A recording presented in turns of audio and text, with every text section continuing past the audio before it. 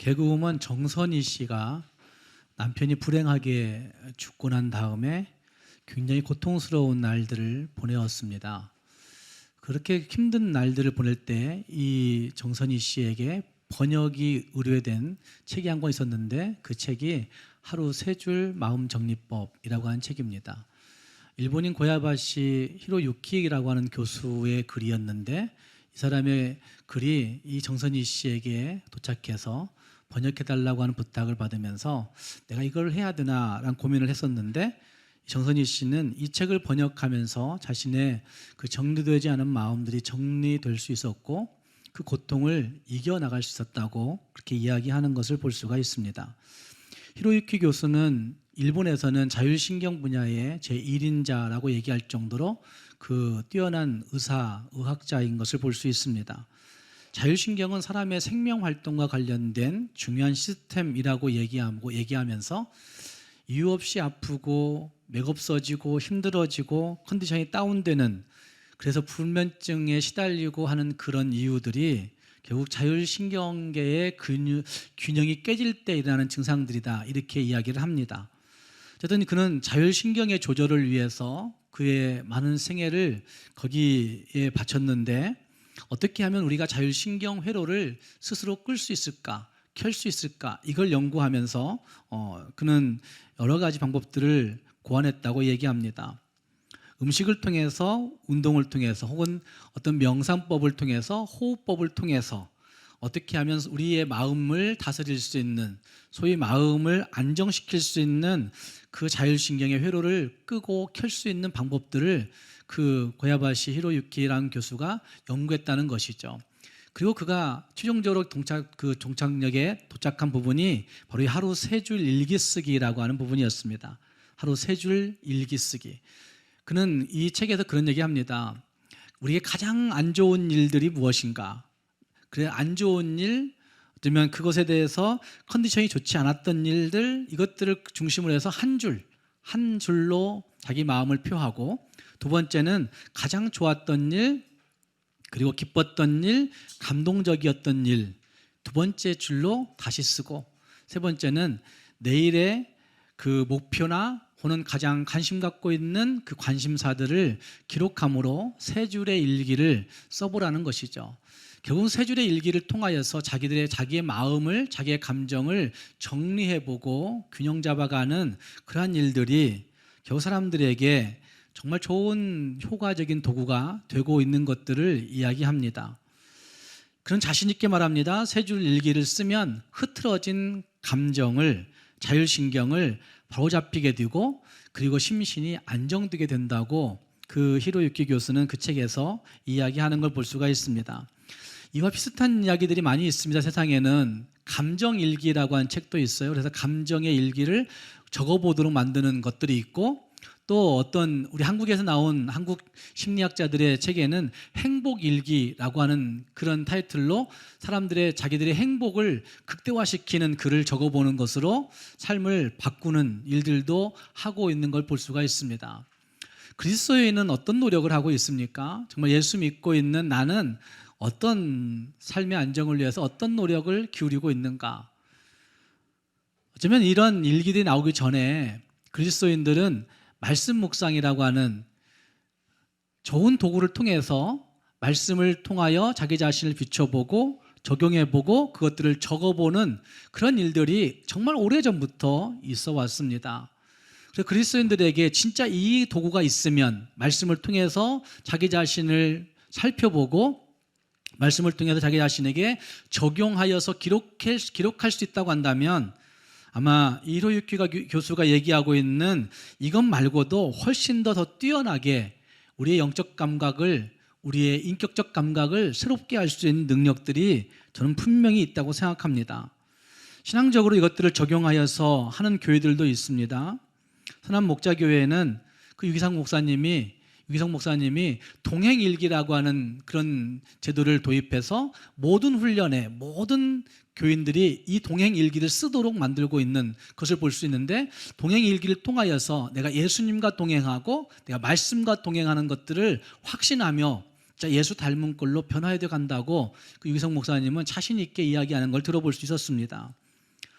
또 오래전에 제가 몇 년 전에 임마누엘 일기라고 하는 것들을 소개해서 훈련에 한 2년 정도는 그것들을 했던 적이 있었는데, 임마누엘 일기도 비슷한 거죠. 하나님의 임재하심을 통해서 내가 어떤 고백들을 할 수 있는가 하는 것들을 보는 것이니까, 결국 이런 모습들이 우리의 영의 감각을, 감정을 다스릴 수 있고, 말씀을 통해서 우리 자신들의 모습을 깨닫게 해주고, 말씀을 통해서 내 뒤틀려진 감정들을 살펴볼 수 있게 해주는 좋은 도구가 된다고 생각합니다. 어쩌면 우리는 어떤 모습으로 살고 있는지를 항상 생각해 볼 수 있어야 되는데, 오늘 읽었던 이 신명기서 29장의 말씀은 모세가 세 편의 설교를 하고 있는 이 신명기서의 마지막 세 편의 세 번째 설교의 시작 부분이 29장의 말씀입니다. 그 마지막 설교의 처음 서두에 등장하고 있는 이 말씀들을 보면 우리들이 가지고 있는 이 감각, 우리들의 마음의 문제를 말하고 있는 것을 볼 수가 있습니다. 가나안 백성으로 가나안 땅에 들어가서 건강하게 살아가는 것이 그들의 목표일 텐데, 그 살아가는 목표를 가지고 있는 그들이 감각이 새롭게 될 때, 감각이 진짜 깨닫게 될 때 그들은 그 땅에서 잘 살 수 있다고 한 사실을 여기 모세가 이 마지막 장에서 29장에서 이야기하고 있다고 보여집니다. 우리는 어떤 모습으로 그리스도인됨을 드러내고 있는가, 이 아침 생각해 보시면서 우리의 영적 감각은 정말 깨닫고 있는지, 우리의 영적 감각은 정말 살아있는지 우리 스스로 물어볼 수 있는 시간이 될 수 있기를 바랍니다.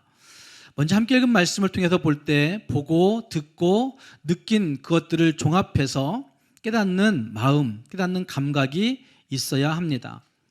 마지막 설교의 시작에서 모세는 이스라엘 민족이 본 것들을 열거하고 있습니다. 2절 말씀과 3절 말씀에 이렇게 말씀하고 있습니다. 모세가 온 이스라엘을 소집하고 여호와께서 애굽 땅에서 너희의 목전에 행한 모든 일들을 너희가 보았나니, 그리고 너희 눈으로 시험과 이적과 큰 기사를 보았느니라, 이렇게 말씀하고 있습니다. 눈으로 보았다는 말씀을 강조하여서 말씀하고 있지 않습니까? 그런데 그 말씀은 4절로 가면 그러나 깨닫는 마음과 보는 눈과 듣는 귀는 오늘까지 여호와께서 너희에게 주지 아니하셨느니라 라고 말씀하고 있습니다.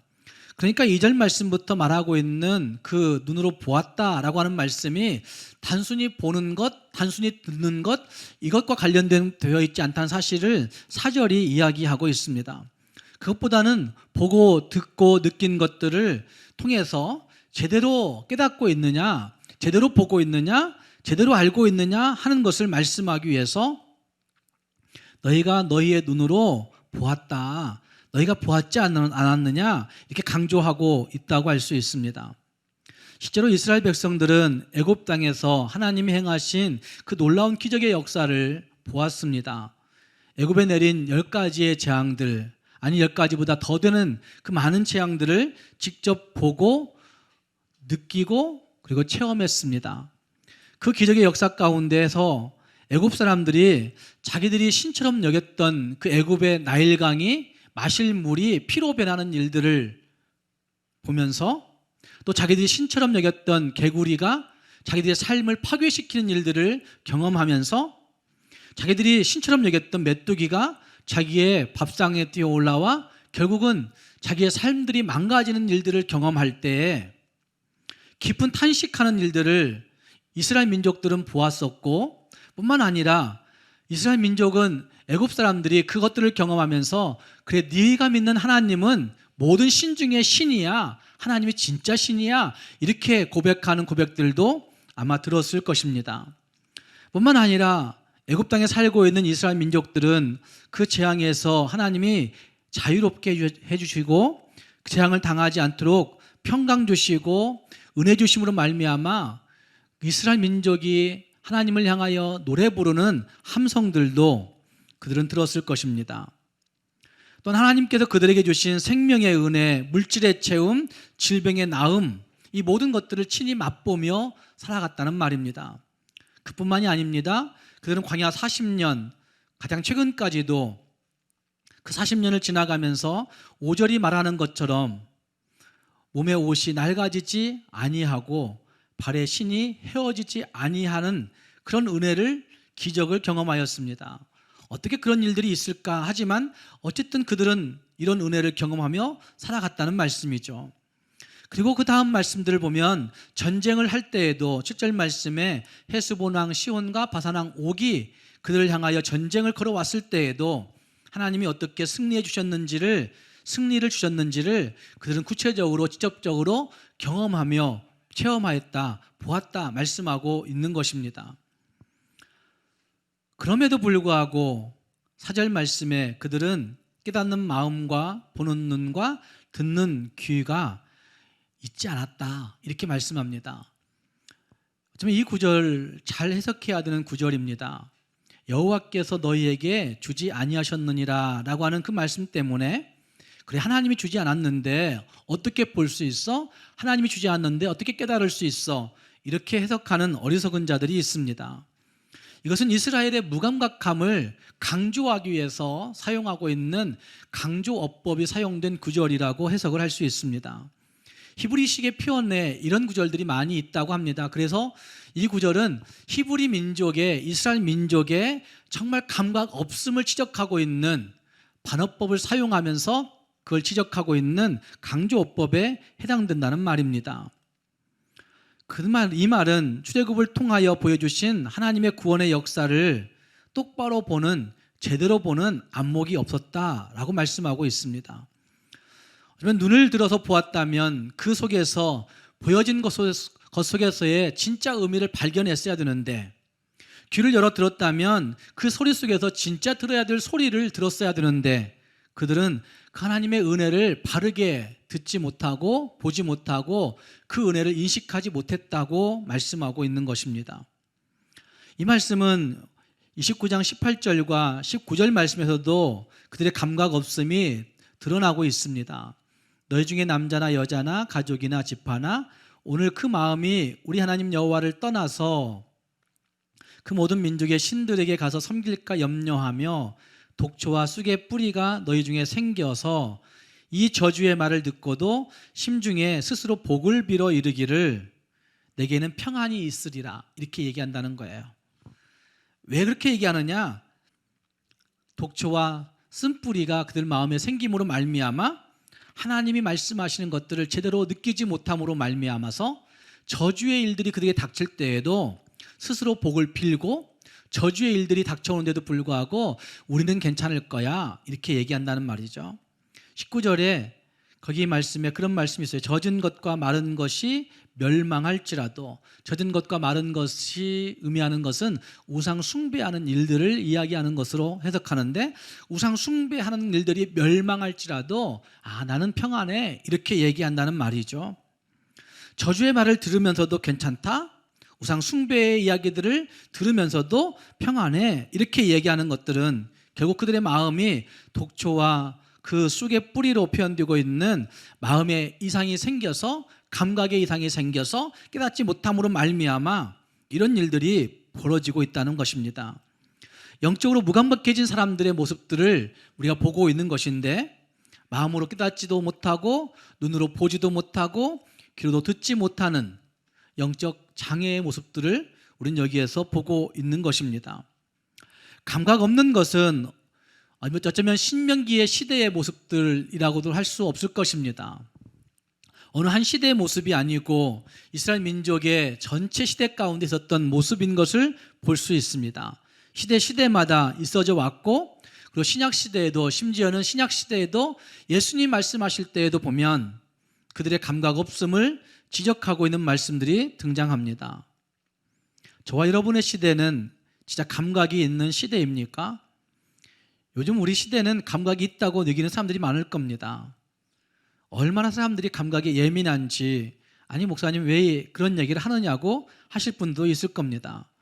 그러나 오늘 우리 시대는 진짜 감각이 없는 시대라고 저는 생각합니다. 보는 것은 더 많아지고 있죠.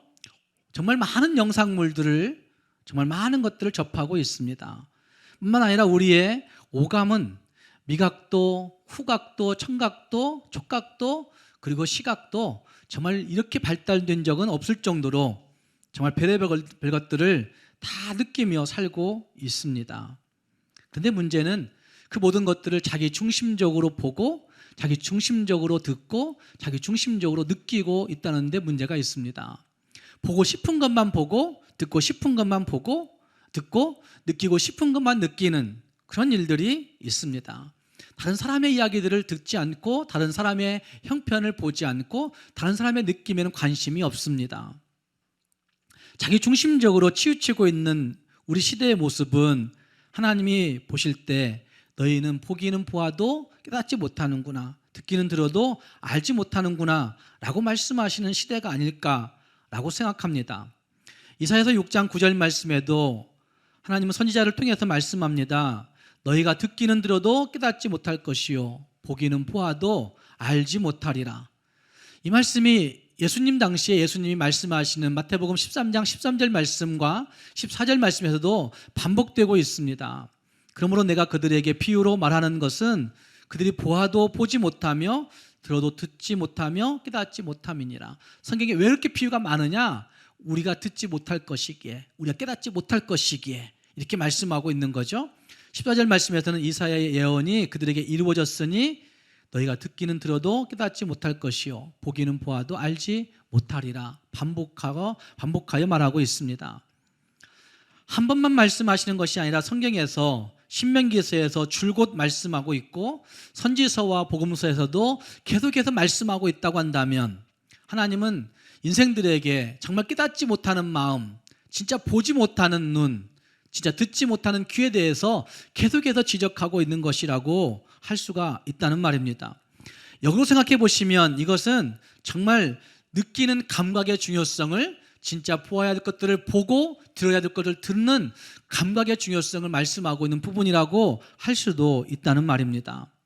사랑하는 여러분, 우리는 진짜 볼 것들을 제대로 보고 있습니까? 진짜 들어야 될 소리들을 듣고 있습니까? 진짜 깨달아야 할 것들을 깨닫는 마음이 우리에게 있습니까?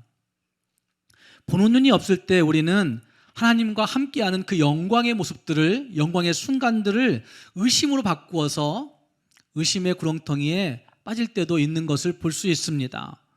듣는 귀가 없을 때 우리는 우리 앞에 진행되는 많은 현상들을, 상황들을 보면서 그 은혜의 시간들이, 은혜의 축복들이 우리에게 다가옴에도 불구하고 그것들을 고난으로, 환난으로 바꾸어 해석함으로 말미암아 스스로 고난의 행군 가운데 들어가는 이들도, 갇히는 가운데 들어가는 이들도 많은 것들을 볼 수 있습니다. 감각이 없을 때 우리는 놀라운 하나님의 그 축복을, 하나님의 형통의 복을 오히려 불평과 원망으로 바꾸어서 그들의 시간들, 우리의 시간 가운데 하나님으로 오는 기쁨보다는 정말 부정적인 감정들로 가득가득 채우는 일들도 많이 있는 것입니다. 사랑하는 여러분, 세상에서는 하루 3줄 마음정리법, 하루 3줄 감정정리법, 이런 것들을 통하여서 그 정리하는 일기가 자율신경계의 균형을 바로잡아 주어 행복을 가져올 수 있다고 이야기하고 있습니다. 영적인 감각을 가지고 있는 우리들은 어떻게 살아야 되겠습니까? 영적인 말씀을 가지고 있는 우리들은 어떻게 균형을 바로잡을 수가 있겠습니까? 어쩌면 말씀과 기도를 통해서 우리의 흐트러진 감정들을 다시 주의 말씀 앞에 세울 수 있어야 되고, 말씀과 기도와 찬송을 통해서 내 혼란한 그 마음들을 주님 앞에 균형적으로 잘 갖춰감으로 말미암아 말씀을 통해서 필터링되는 우리 삶, 말씀을 통해서 필터링되는 우리 감정, 말씀을 통해서 필터링 될 수 있는 우리 인생이 될 때에 우리는 진짜 예수 믿는 모습으로 깨닫는 마음을 가지고 살아갈 수가 있는 것입니다. 우리 모두가 주님 안에서 말씀과 기도를 통해서 우리 자신들을 비추어 봄으로 말미암아 진짜 깨닫는 마음을 가질 수 있는, 진짜 볼 수 있고 알 수 있는 우리 모두가 될 수 있기를 주님의 이름으로 축복합니다. 두 번째로 생각할 수 있는 것은 깨닫는 마음을 위해서 우리는 하나님 앞에 서고 하나님의 언약 안에 참여할 수 있어야 됩니다. 함께 읽은 본문은 모세의 마지막 당부가 시작되고 있는 대목이라고 이미 말씀드렸습니다. 거기에 모세는 이스라엘 백성들 모든 계층의 사람들을 불러 모으고 있습니다. 10절 말씀과 11절 말씀 보시면 너희 수령, 너희 지파와 너희 장로들과 너희 지도자와 이스라엘 모든 남자와 11절 말씀에 너희의 유아들과 너희의 아내와 및 내 준중에 있는 객과 너를 위하여 나무를 패는 자로부터 누구까지라고 말씀합니까? 나무 패는 자와 물 깃는 자는 누구를 의미할까요? 집에서 일하는 종들을 이야기합니다. 그 모든 사람들이 다 너희 하나님 여호와 앞에 서 있다고 이야기합니다. 하나님 앞에 서야 된다고 말씀하고 있는 것이죠. 하나님 앞에 서는 자들이 지도자만 있는 것이 아니라 모두가 함께 서야 된다는 사실을 말씀하고 있습니다. 장로들도 유사들도 또 지도자들도 그들만이 아니라 모든 남자들도 그들의 시대에 무시당했던 여자들도 아내들도 유아들도 천한자에 해당하는 객들도 그리고 종노릇하는 그 종들도 다 하나님 앞에 서서 언약을 듣고 말씀 앞에 참여해야 된다고 말씀하고 있습니다. 15절에 의하면 여기에 있지 아니한 사람들까지도 하나님 앞에 서라고 말씀합니다. 15절에 오늘 우리 하나님 여호와 앞에서 우리와 함께 여기 서 있는 자와 오늘 우리와 함께 여기 있지 아니한 자에게까지 모두가 다 하나님 앞에 서야 된다라고 말씀하고 있습니다. 왜 서야 되느냐? 그 다음 말씀들을 보시면 언약에 참여하고 맹세에 참여하고 그리고 13절에 너에게 말씀하신 대로 그 말씀에 참여하게 하기 위해서라고 말씀하고 있습니다. 지금 하나님 앞에 서서 언약에 참여하고 맹세에 참여하고 말씀에 참여한다는 말씀은 결국 하나님을 향한 감각이 새로워지고 하나님을 향한 감각이 열려있고 하나님의 은혜 앞에 서야 된다는 사실을 말씀하고 있습니다. 이스라엘 모든 사람들이 영적 감각을 위해서 하나님을 향한 감각을 위해서 너나 할 것 없이 귀한 자나 천한 자나 할 것 없이 나이 든 자나 나이 적은 자나 할 것 없이 모두가 다 하나님의 말씀 앞에 언약 앞에 하나님의 맹세 앞에 서서 훈련해야 된다고 말씀하고 있다는 말입니다. 이 언약과 맹세에 서야 하는 것은 그 당시 사람들에게만 해당되는 것이 아닐 것입니다. 오고 오는 모든 시대 진짜 예수 믿는 사람들 진짜 예수 앞에 서려고 하는 사람들 모두에게 절대적으로 필수적으로 꼭 필요한 것임을 말씀하고 있다는 말입니다. 하나님의 언약과 맹세 앞에 선다, 말씀 앞에 선다는 것은 과연 무엇을 의미하는 것이라고 생각합니까? 말씀을 들고 다니는 것, 내게 말씀이 있어가 아니죠. 우리는 앱을 가지고 성경을 깔아놓고 듣기도 할 때 있습니다. 성경 앱에 나는 몇 개의 번역본을 가지고 있어 이렇게 말하는 분들도 있을 거예요. 아마 그런 걸 많이 말하는 것이 아닐 겁니다. 하나님 앞에서의 우리의 위치를 견고히 세워가는 것이라 생각합니다. 하나님 내게 주신 위치가 어디일까? 라고 하는 걸 고민하는 것이죠. 시편 1편 1절 말씀에 그런 말씀하십니다. 복 있는 사람은 악인들의 꾀를 따르지 아니하며 죄인들의 길에 서지 아니하며 오만한 자의 자리에 앉지 아니한다 하는 말씀이 복 있는 사람들에게 선포되고 있는 것인데 어쩌면 하나님의 사람들 모두가 복 있는 사람이라고 말할 때 하나님의 사람들 모두에게는 하나님이 정해놓으신 길이 있다, 하나님이 정해놓으신 자리가 있다 이런 말씀을 하고 있는 것 아니겠습니까? 어쩌면 하나님이 정해놓으신 길, 하나님이 정해놓으신 자리 거기에 앉아 행하는 것 그것이 바로 하나님 앞에 서는 것이고 맹세에 참여하고 언약 앞에 서는 것이라 할 수 있습니다. 이것을 조금 더 생각해 보시면 이것은 우리의 삶의 전 영역에서 하나님이 전하시는 하나님이 원하시는 기준이 있다는 사실을 말씀하고 있는 것이죠.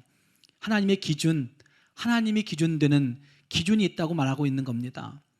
기준이 정확해야 우리 삶이 틀어지지 않을 수 있습니다. 근데 우리들은 이미 가지고 있는 기준들이 틀어져 있을 때가 많습니다. 뒤틀려 있을 때가 많습니다. 어릴 때부터 자라온 그 삶의 흔적들이 우리 삶을 뒤틀어 놓아서 지도자에 대해서 보는 것에 대해서 또 느끼는 것에 대해서 부정적인 인식들이 다 이미 습관처럼 젖어 있을 때가 있는 것이고 예수 알지 못할 때 이미 젖었던 그 생각들이 예수 믿고 난 다음에도 변화되지 않음으로 말미암아 우리의 인격과 성품과 우리의 삶 전체가 뒤틀려진 삶을 살아가는 일들이 너무나 많이 있는 겁니다. 기준이 너무나 중요합니다. 음악하는 사람들에게 메트로놈이라고 하는 기계가 있지 않습니까?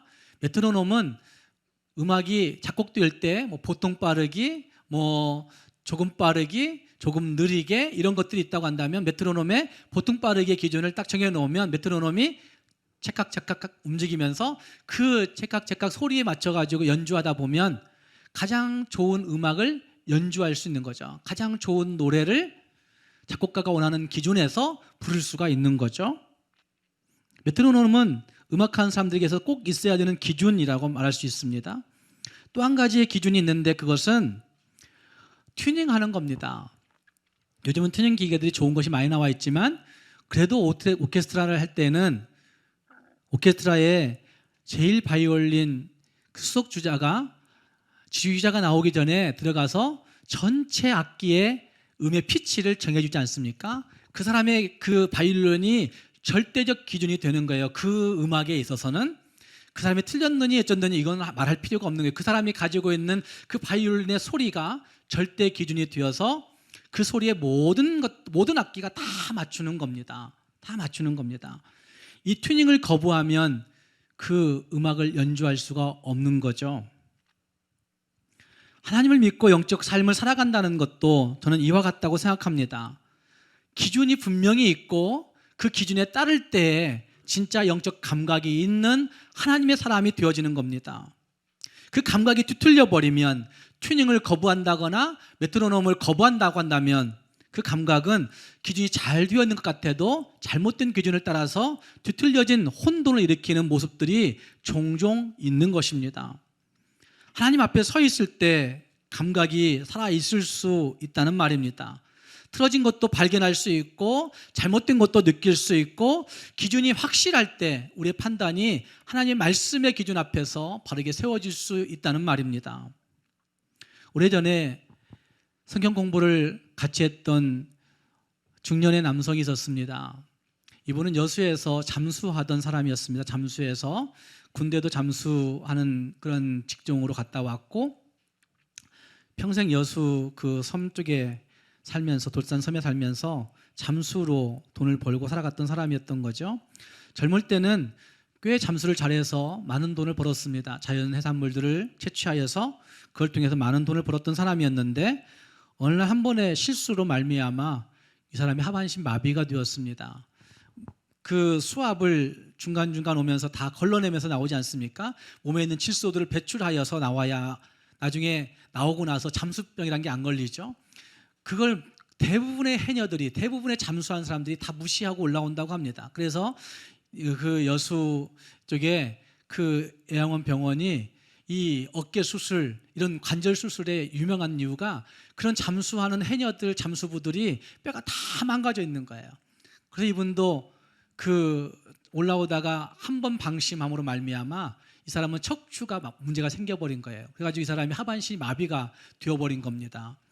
하반신 마비되어서 이 사람은 원망하고 술로 살고 그 평생 자기 위해서 기도하며 행해졌던 그 아내의 헌신을 폭력으로 갚고 하반신 마비된 상태에서도 그렇게 행하였던 거죠.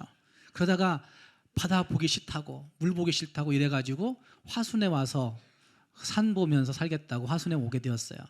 화순에 살 때에 이 아내가 성경 공부를 하고 싶어가지고 열심히 찾다가 결국은 동명교회 와서 성경 공부하게 되었던 겁니다. 성경을 오랫동안 같이 공부하는데 이 형제도 이 아저씨도 오게 되었어요. 그래서 같이 공부를 쭉 해가면서 한참을 지난 다음에 이 아저씨가 목사를 청합니다. 같이 식사하시자고. 그래서 식사하러 갔는데 그 아저씨가 그런 얘기를 하는 거예요. 쭉 살아온 얘기를 쭉 하는 거예요. 말씀을 통해서 정말 영적 감각을 새롭게 갖게 되었다고 감사하다고 이런 얘기 하는 겁니다. 자기 아내가 얼마나 소중한지를 이 하반신 전체를 다 잃어버리고 난 다음에서야 이제서야 느끼게 된다고. 아내가 기도한 그 기도의 헌신이 얼마나 소중한가, 아내가 묵묵히 나를 얼마나 섬겨줬는지 이것들을 이제서야 발견하게 되었다고. 가족이 얼마나 소중한지 가족의 행복을 이제서야 느끼며 살 수 있게 되었다고. 그 은혜를 보게 해준 말씀이 내게 너무나 귀하다고 이야기를 하는 것입니다. 어쩌면 우리는 감각 없음의 이야기들을 너무나 그냥 아무렇지도 않게 행하며 살아갈 때가 참 많이 있습니다. 감각을 다 잃고서야 새로운 감각으로 다시 거듭나고 있는 그 형제의 모습처럼, 사랑하는 여러분, 우리는 하나님을 향한 감각이 살아있는지 살펴볼 수 있어야 됩니다.